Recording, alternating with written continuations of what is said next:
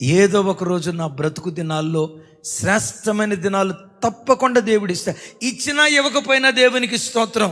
నాకు నా ప్రభు ఉన్నాడు కదా, అదే నాకు చాలని అందరికంటే వెనక పంట పొలంలో పరిగేరుకుంటా ఉంది. పనివాళ్ళు ముందున్నారు. బోయాజు పొలంలో రూతమ స్థానం లాస్ట్ అనండి. ఒకరోజు ఆ పంట పొలంలో దేవుడు ఏమని స్వరం వినిపించాడు చెప్పంటారు? నా వైపు చూడాలి. ఎబో టోన్ అన్నాడు. అనండి ఒకసారి కొంచెం పెద్దగా వినపడలా. అవి ఇట్రా పెద్దగా ఇటు తిరుగుండు. ఇప్పుడు మీరు అనండి. ఇప్పుడు రూతు ఎక్కడికి వెళ్ళింది? చివరి స్థానంలో ఉన్న రూతు మొదటి స్థానానికి వెళ్ళి ఆ పంట పొలానికి యజమానురాలుగా మారిపోయింది. అంతేనా? ఆ రూతు బోయాజును వివాహం చేసుకోవటం, వారిలో నుండి ఒబేదు రావటం, ఒబేదులో నుండి యెషయి రావటం, యెషయిలో నుండి దావీదు రావటం, దావీదులో నుండి లోకరక్షకుడైన యేసుక్రీస్తు ప్రభువారు ఈ రూతమ్మలో నుంచి వచ్చారు. ఎక్కడి నుంచి వచ్చారు? నేను అడుగుతా, రూతమ్మ నీకెంత గొప్ప బహుమానం దేవుడు ఎందుకు ఇచ్చాడమ్మా? నా ధైర్యానికి ప్రతిగా దేవుడిచ్చిన బహుమానం. ధైర్యానికి నువ్వు చెప్పిన మాట ధైర్యం అన్నట్లేదురా నాయన. ధైర్యానికి ప్రతి పోయి కూర్చో సాల్. దేవుని బట్టి నువ్వు ధైర్యంగా బ్రతుకు. ఏదో ఒక రోజు ప్రతిఫలం కోసుకునే కృప దేవుడిస్తాడు. నంబర్ 1 ధైర్యం. నంబర్ 2 నా వైపు చూడు. దావీదు ఆ పరిస్థితిలో ధైర్యం తెచ్చుకొని వెనువెంటనే ఏం చేశారు? సమూయేలు మొదటి గ్రంథం చూడండి, అక్కడ 7వ వచనం.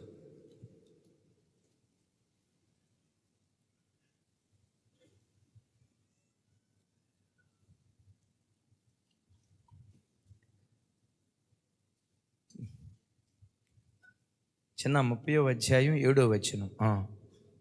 పిమ్మట దావీదు ఏఫోదు తెమ్మని యాజకుడుగు అహీమెలెకు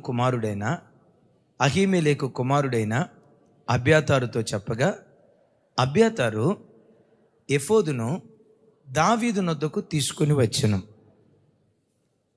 నేను ఈ దండును తరిమిన ఎడల దాన్ని కలుసుకొందునా అని యెహోవా యొద్ద దావీదు విచారణ చేయగా, యెహోవా తరుము, నిశ్చయముగా నీవు వారిని కలుసుకొని తప్పక నీ వారిని అందరినీ దక్కించుకుందువని సెలవిచ్చాను.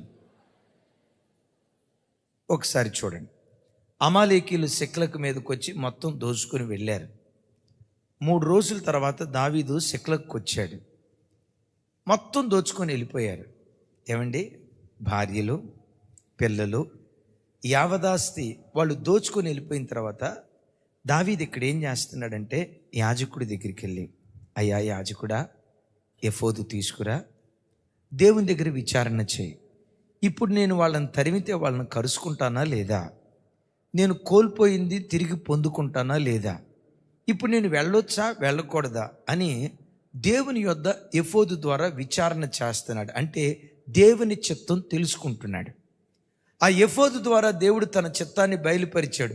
నిశ్చయంగా నువ్వు బయలుదేరి వెళ్ళు, శత్రువులు నువ్వు పట్టుకుంటావు, నువ్వు కోల్పోయింది తిరిగి మరలా సంపాదించుకుంటావు, నిశ్చయముగా నువ్వు బయలుదేరి వెళ్ళు అని దేవుడు చెప్పాడు. నేనంట, దావీదులో ఉన్న గొప్ప గుణం, కోల్పోయిన దానికంటే శ్రేష్టమైన దాన్ని పొందుకోవటానికి కలిగిన కారణం, దావీదు ఎప్పుడు తన భావోద్వేగాలను బట్టి నిర్ణయం తీసుకోడు. వినండి మాట. తన ఉద్రేకాలను బట్టి అడుగులు వేయడు. తను వేసే ప్రతి అడుగు దేవుని దగ్గర విచారణ చేసి, దేవా నేను ఈ మార్గం గుండా వెళ్ళొచ్చా వెళ్ళకూడదా? ఈ నిర్ణయం నేను తీసుకోవచ్చా తీసుకోకూడదా? దేవుని యొద్ద విచారణ చేసి దేవుని దగ్గర గైడెన్స్ పొందుకొని దేవుడు వెళ్ళమంటేనే తను వెళ్ళేవాడు. అసలు ఇది దేవుని దగ్గర విచారణ వెళ్ళారు. ఆస్తిని ఏమంటే ఒక మాట చెప్తాను, ఇట్లా జరగకుండును గాక. ఆమె చెప్పండి ఒకసారి. ఇప్పుడు నేను చెప్పబోయేటట్లుగా మన గృహాల్లో జరగకుండును గాక. ఏంటంటే రాత్రిపూట మీ ఇంట్లో దొంగోళ్ళు పడ్డారు. దొంగోళ్ళు పడి ఆస్తి అంతా తీసుకొని వెళ్తున్నారు. దొంగోళ్ళు పడ్డారు, ఆస్తి అంతా తీసుకొని వెళ్ళిపోతున్నారన్న వార్త తెలిసిన తర్వాత వీళ్ళ దగ్గరికి వెళ్ళి దొంగోళ్ళు ఎటు నుంచి వచ్చారు, ఏ మార్గం గుండా వచ్చారని వాళ్ళని అడుగుతా పోలీస్ స్టేషన్కి వెళ్తారా? మోకరించి, అయ్యా మా ఇంట్లో దొంగోళ్ళు పడ్డారంట, వద్దా తరవమంటారా వద్దా? నా ఆస్తి తిరిగి సంపాదించుకోవటానికి, వాళ్ళని కలుసుకోవటానికి, వాళ్ళని చేరటానికి, వాళ్ళని తరవటానికి, వాళ్ళని పట్టుకోవటానికి వెళ్ళమంటారా వద్దా అని ఎవరైనా ప్రార్థన చేస్తారా? అది మన సొత్తు సార్, మన సొత్తు వాడు తీసుకొని వెళ్తుంటే అలాంటి పరిస్థితుల్లో ఎవడైనా దేవుని చిత్తం కోసం వెతుకుతాడా? ఒకసారి చెప్పండి. అక్కడ దేవుని చిత్తం పనిచేస్తుందా? మనుషుని యొక్క భావోద్రేకాలు పనిచేస్తాయా? ఎప్పుడు బిడ్డలారా, నాకు సమస్యలు వస్తాయి, మీకు సమస్యలు వస్తాయి. బ్రతుకు కాలమంతా ఈరోజు ఈ కష్టం, రేపు ఇంకొక కష్టం, ఈరోజు ఈ శ్రమ, రేపు ఇంకొక శ్రమ, ఈరోజు ఈ ఇబ్బంది, రేపు మరొక ఇబ్బంది వస్తుంది. అయితే ప్రతి పరిస్థితిలో ఒక నిర్ణయం తీసుకునేటప్పుడు మనుషులను సంప్రదించుకో. వినండి, బంధువులను సంప్రదించుకో. సెకండ్ సెషన్లో చెప్పాను, రక్త సంబంధికుల్ని పొరపాటును సంప్రదించుకో. ఎందుకో తెలుసా? రక్త సంబంధికులు కానీ, మనుషులు కానీ, శరీర సంబంధమైన వాళ్ళు కానీ ఉద్రేకపూర్వకమైన నిర్ణయాలు తీసుకుంటారు. ఎలాంటి సంక్లిష్ట పరిస్థితుల్లోనైనా దేవుని సన్నిధిలో మోకరించి, దేవా నేను ఇలా చేయాలనుకుంటున్నా, చేయమంటారా? ఇలా వెళ్ళాలనుకుంటున్నా, వెళ్ళమంటారా? వినండి, ఇలా వెళ్ళాలనుకుంటున్నా, వెళ్ళమంటారా అని దేవుని సన్నిధిలో నువ్వు ప్రార్థన చేయి. ఆయన సన్నిధిలో నువ్వు విచారణ చేస్తే, ప్రార్థన చేస్తే, ఈయన మాట్లాడకుండా మౌనంగా ఉండే మాయాస్వరూపి కాదు, తన ప్రజలతో ముఖాముఖిగా దేవుడు మాట్లాడతాడు. చప్పలు కొడితే యేసయ్యకు స్తోత్రాలు చెప్పా. ఓ తమ్ముడు అంటాడు, అన్నయ్య మా ఇంట్లో చివరికి 150 రూపాయల సెల్ ఫోన్ ఛార్జర్ కొనేటప్పుడు కూడా దేవుని సన్నిధిలో ప్రార్థన చేసి దేవుని అడుగుతా, దేవా సెల్ ఫోన్ కొనమంటారా, షాప్కి వెళ్ళమంటారా, ఏ ఛార్జర్ కొనమంటారు, సెల్ ఫోన్ ఛార్జర్ కొరకు కూడా నేను ప్రార్థన చేస్తాను అన్నాడు ఒక తమ్ముడు. నేను చూసి అన్న భలే ఓడి అయ్యా కాబు, మరీ చెప్పొచ్చు కానీ అంత ఓవర్ చెప్పొద్దు అని పక్కంట ఆయన అంటున్నాడు. అరే మీకు ఓవర్ ఏమో కానన్నా, నేను సెల్ ఫోన్ ఛార్జర్ కొనేటప్పుడు కూడా దేవుని చిత్తం కనుక్కొని ప్రార్థనాపూర్వకంగా షాప్కి వెళ్తా. నేను అడిగా, ఎందుకు తమ్ముడా సెల్ ఫోన్ ఛార్జర్ కొనడానికి కూడా ఎందుకు ప్రార్థన చేసుకొని వెళ్తావు? ఆ తమ్ముడు ఒక ఫోటో చూపించాడు. ఒక ఇంట్లో ఆ తండ్రి సెల్ ఫోన్ ఛార్జింగ్ పెట్టి ఫోన్ అక్కడ పెట్టి వెళ్ళిపోయాడు, మంచం మీద ఫోన్ పెట్టి. ఆ చిన్న పిల్లోడు, సంవత్సరం పిల్లోడు ఆ మంచం మీద దొరిలాడుతూ మొత్తానికి ఆ ఛార్జర్ వైర్ తీసుకొని క్యాడ్బరీ చాక్లెట్ నవ్వినట్లుగా నవ్విలేడట. ఏమైపోయిందో, షార్ట్ సర్క్యూట్ అయిపోయింది. ఆ చిన్న బిడ్డకి ఉన్న పాటున 2 కళ్ళు పోయాయట. 2 కళ్ళు చూయించి అంటాడు, అన్నా సెల్ ఫోన్ ఛార్జర్ విషయమై దేవుని చిత్తం, దేవుని సన్నిధిలో ప్రార్థన చేయొచ్చా చేయొద్దా మీరు చెప్పండి. అక్కడున్న సేవకులందరూ తలదించారు. మీకు తెలుసా, బక్సింగయ్య గారు తల వెంట్రుకలు పెరిగినప్పుడు సహజంగా మనం ఎప్పుడు కటింగ్ చేయించుకుంటాం, జుట్టు పెరిగింది, వెంట్రుకలు చెవి మీదకి వచ్చాయి, జుట్టు పెరిగిన వెంటనే మంగళ షాప్కి వెళ్తాం. కానీ దైవజనుడు బక్సింగ్ గారు ఉన్నారు చూసారా, చివరికి కటింగ్ చేసే విషయంలో కూడా, దేవా మంగళ షాప్కి వెళ్ళమంటారా?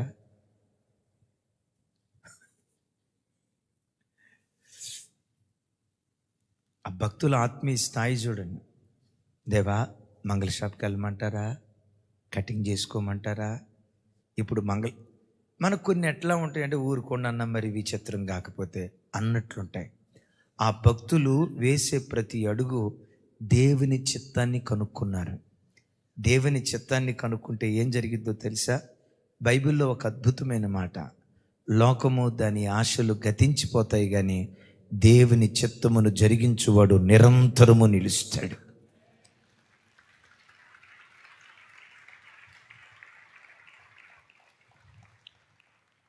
ఆమెన్. గట్టిగా చెప్తాం ఆమెన్. కొంచెం పెద్దగా, నాకు వినపడలా. దేవుని చిత్తమును జరిగించువాడు నిరంతరం. సూరజ్ ఎట్రా ఎట్రా, రే తమ్ముడు నువ్వు ఎట్రా, నువ్వేరా.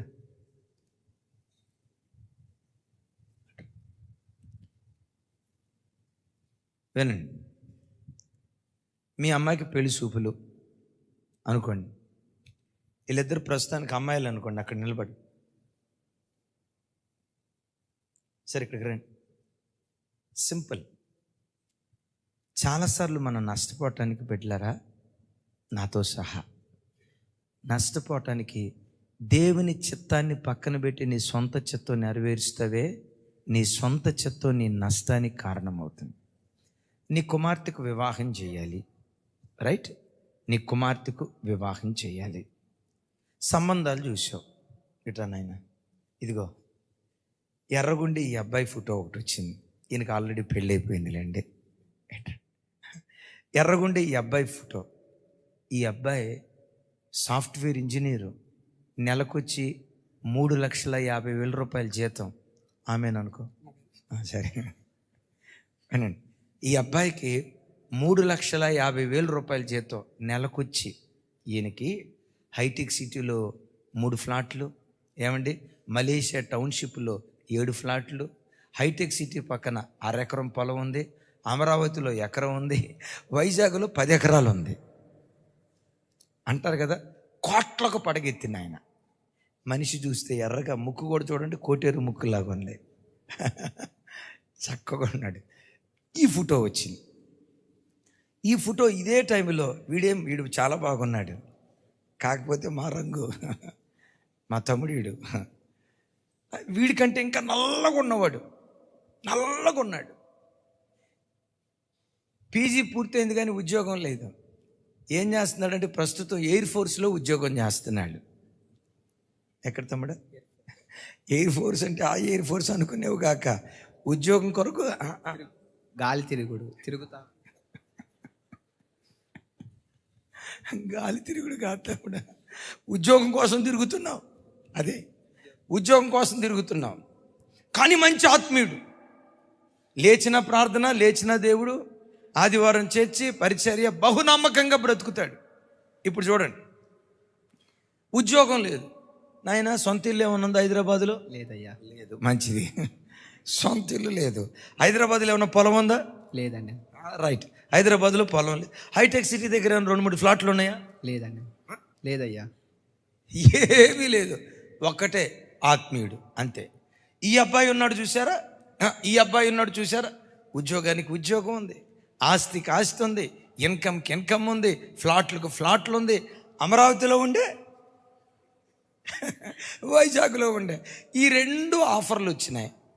మీరు ప్రార్థన చేస్తారు. అసలు నేను అంటాను, అక్కడ ప్రార్థనే చేయరు. మొట్టమొదటి ఏం చేస్తారు? దేనికి అవకాశం ఇస్తారు? మా తల్లి ఇంకేముంది, అబ్బాయి చూస్తే బంగారం లాగా ఉన్నాడు, ఇంత ఉంది, సో ఈ అబ్బాయికే ఇచ్చి, దీనికి ప్రార్థనే ఉండదు. ఒకవేళ ఎవరైనా భక్తి కలిగిన వాళ్ళు ప్రార్థన చేస్తే ఆ ప్రార్థనలో ఈ నల్లట బంగారాన్ని చూపించాడు, ఏమీ లేని ఈ అబ్బాయిని చూపించాడు. వెంటనే మీరు ఏమనుకుంటారో తెలుసా? తూచ్, ఇది దేవుని చిత్తం కాదు. దేవుడు వచ్చి, భక్త ఈ బిడ్డనే తీసుకొని నీతో మాట్లాడుతున్నా, కలలో నుంచి తుల్లిపడి లేచి, సాతాను తన స్వరం వినిపించినట్టున్నాడు. ఏదేం తోటలో అవ్వ ఆదాములకి వినిపించాడు కదా కదా అమ్మా, నాతో సహా.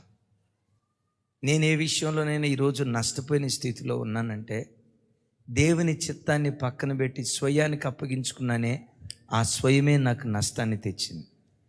దేవుని చిత్తానికి తల వంచిన ప్రతిసారి ఆ చిత్తం చేసేటప్పుడు చేదుగా ఉందేమో, కానీ భవిష్యత్తులో ఆ చేదు మాధుర్యంగా దేవుడు మారుస్తూ వచ్చాడు. అటు ఆమెన్. అలాంటి సంక్లిష్ట స్థితిలో దేనికోసం వెళ్ళాడు? దేవుని. అసలు దావీదు తన ఆత్మీయ అంతస్తు ఎంత విచిత్రంగా ఉంటుందో ఇంకో మాట కూడా చెప్తా. చూడండి, సమూయేలు 2వ గ్రంథం 5వ అధ్యాయం 17వ వచనం. 5వ అధ్యాయం 17వ వచనం.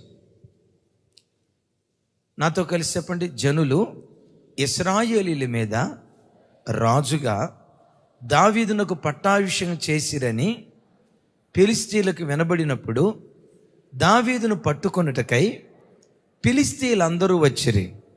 దావీదు ఆ వార్త విని ప్రాకార స్థలమునకు వెళ్ళిపోయాను. ఫిలిష్తీయులు దండెత్తి వచ్చి రెఫాయిము లోయలో వ్యాపింపగా దావీదు, నేను ఫిలిష్తీయులకు ఎదురుగా పోయేదనా, వారిని నా చేతికి అప్పగింతువా అని యెహోవా యొద్ద విచారించినప్పుడు, ఎక్కడి నుంచి పెద్దగా చెప్పండి, నిస్సందేహముగా వారిని నీ చేతికి అప్పగించుదునని యెహోవా సెలవిచ్చెను. ఒకసారి నా వైపు చూస్తారా? నా వైపు చూడండి. ప్రారంభ మాట, జనులు దావీదును రాజుగా పట్టాభిషేకము చేసిరి. అంటే దావీదు ఇప్పుడు ఏమయ్యాడు? రాజుగా పట్టాభిషేకం చేయబడ్డాడు. ఈ వార్త ఎవరు విన్నారు? ఫిలిష్తీయులు విని దావీదుతో యుద్ధం చేయటానికి దిగొచ్చారట. ఎప్పుడు? దావీదు సాధారణమైన వ్యక్తిగా ఉన్నప్పుడు దావీదుతో యుద్ధం చేయటానికి రాలా. దావీదు ఎప్పుడైతే రాజుగా పట్టాభిషేకం చేయబడ్డాడో అప్పుడు సాతాను యుద్ధం చేయటానికి వచ్చాడు. అయిలారా, అమలారా, నీ ఆధ్యాత్మిక జీవితంలో నువ్వు భక్తిగా బ్రతుకుదాం అని ఎప్పుడు అనుకుంటావో అప్పుడే సైతాను గాడు నీ ఇంటి మీద దాడి చేస్తాడు. వద్దు, ఈ లోకం వద్దు, బ్రతికిన కొద్ది దినాలు దేవుని కొరకు బ్రతుకుదాం. ఏముంది పాపలోకంలో? బ్రతికిన కొద్ది దినాలు నీతిగా జీవించుదాం, దేవుని కొరకు బ్రతుకుదామని ఆరాటపడి నిర్ణయాలు తీసుకుంటావే. ఆ ఆరాటపడి నిర్ణయాలు తీసుకునేటప్పుడే సాతాను భక్తిలో నుంచి నిన్ను దిగజార్చాలని, ఆత్మీయ స్థితిలో నుంచి నిన్ను దిగజార్చాలని, నువ్వు కూర్చున్న ఉన్నతమైన ఆధ్యాత్మిక అంతస్తులో నుంచి నేను కిందకు లాగాలని సాతాను శతవిధాల ప్రయత్నం చేస్తాడు. విచిత్రం తెలుసా? నువ్వు తాగుబోతుగా బ్రతికినంతకాలం సైతాను గాడు నేను ముట్టడో, ఇంకో రకంగా చెప్పాలంటే టచ్ మీ నాట్ అంటాడు. అస్సలు పొరపాటున ముట్టడు. నువ్వు పేకాటగడిగా బ్రతికినంతకాలం, తిరుగుబోతుగా బ్రతికినంతకాలం, అక్రమస్తుడిగా బ్రతికినంతకాలం, లోకాన్ని జురుకుంటూ బ్రతికినంతకాలం సైతాను గాడు నిన్ను ముట్టడో. ఎందుకు లోకాన్ని జురుకునేటప్పుడు సైతాను గాడు మనల్ని ముట్టడో తెలుసా? లోకాన్ని జురుకుంటున్నామంటే అప్పుడు మనం లోకస్తులమే కదా, సైతాను గాడు లోకాధికారి కదా. ఇప్పుడు గమనించ, మనం లోకస్తులు, వాడు లోకస్తుడు. ఇప్పుడు మనం వాడు ఏమవుతామో తెలుసా? జిగిరి దోస్తులు అవుతారు. ఏ దోస్తు అయినా తన దోస్తు మీద దాడి చేస్తాడా? లోకంలో బ్రతికితే వాడు నువ్వు దోస్త కాబట్టి లోకస్తులు వాడు ముట్టుకోడు, లోకస్తుల వైపు వెళ్ళడు. వద్దు ఈ తాగుబోతు జీవితం. నీతిగా ప్రభు కొరకు బ్రతకాలి, బాప్తిస్మం తీసుకొని చావైన బ్రతుకైన యేసుకు సాక్షిగా జీవించాలని ఎప్పుడైతే నిర్ణయం తీసుకుంటావో అప్పుడే సాతాను నీ మీద దాడి చేయటం ప్రారంభిస్తాడు. దావీదు రాజుగా పట్టాభిషేకం చేయబడ్డాడన్న వార్త ఫిలిష్తీయులు విని యుద్ధానికి దిగొచ్చారు. ఇక్కడ మరలా రాయబడిన విచిత్రం ఏంటో తెలుసా? దావీదు ఆ వార్త విని ప్రాకారము గల స్థలమునకు పోయెను. ఆమేన్.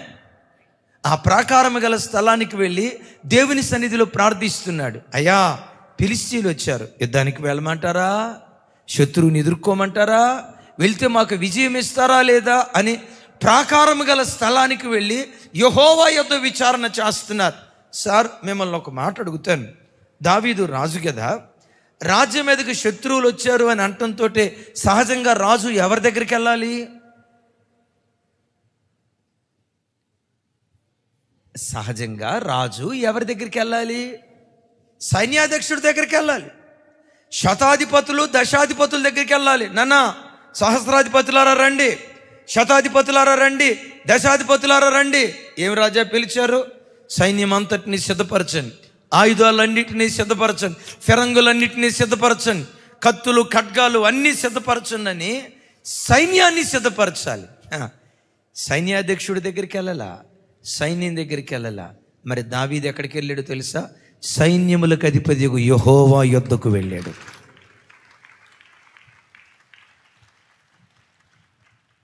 యుద్ధానికి వెళ్ళమంటావా? నిస్సందేహంగా పో, నీకు జయం ఇస్తానన్నాడు. దేవుని మాట పట్టుకొని యుద్ధానికి వెళ్ళాడు. దావీదు కత్తి దోస్తా ఉంటే, శత్రువులు నిలవలేక పడిపోతూ పారిపోతూ ఉంటే ఆ స్థలానికి ఏమని పేరు పెట్టాడు తెలుసా? బయల్ పెరాజీము అని పేరు పెట్టాడు. అనండి ఒకసారి. బయల్ పెరాజీము అనే పేరుకున్న అర్థం ఏంటో తెలుసా? ప్రవాహమునకు చెత్త కొట్టుకొని పోయినట్లుగా నా శత్రువులు నా ఎదుట నిలవలేక వారు కొట్టుకొని పోయారు అంటాడు. నా వైపు చూడండి. ఈరోజు నేను భయపెట్టిన శత్రువేదో, భయపెడుతున్న శత్రువేదో, దేవుని ప్రతినిధిగా నా చేతులెత్తి మిమ్మల్ని దీవిస్తున్నాను. ఏ శత్రువులు భయపెడుతూ మిమ్మల్ని తరమాలని ప్రయత్నం చేస్తున్నారో, ఈ దినం నుండి ఆ శత్రువులు ప్రవాహానికి చెత్త కొట్టుకొని పోయేటట్లుగా, శత్రు కార్యాలు కొట్టుకొని పోయేటట్లుగా దేవుడు కార్యం చేయునుగాక. నేను తరమాలని ఎవడు నీ గుండెల్లో భయాన్ని పుట్టించాడో, ఓ తెలియని కలవరం ఏ పరిస్థితులు నీ గుండెల్లో పుట్టించాయో, ఒకవేళ అప్పులనే శత్రువు, అసమాధానమనే శత్రువు, భార్యాభర్తల మధ్యలో ఐక్యత లేని ఏ శత్రువు నిన్ను భయపెడతా వచ్చిందో, ఏ భయంతో ఈరోజు మందిరానికి వచ్చావో, దేవుని ప్రతినిధిగా నా చెయ్యెత్తి మిమ్మల్ని దీవిస్తున్నాను. మిమ్మల్ని భయపెడుతున్న శత్రువు ప్రవాహానికి చెత్త కొట్టుకొని పోయేటట్లుగా, మీ సమస్యలు కొట్టుకొని పోయేటట్లుగా నా దేవుడు కార్యం చేయునుగాక.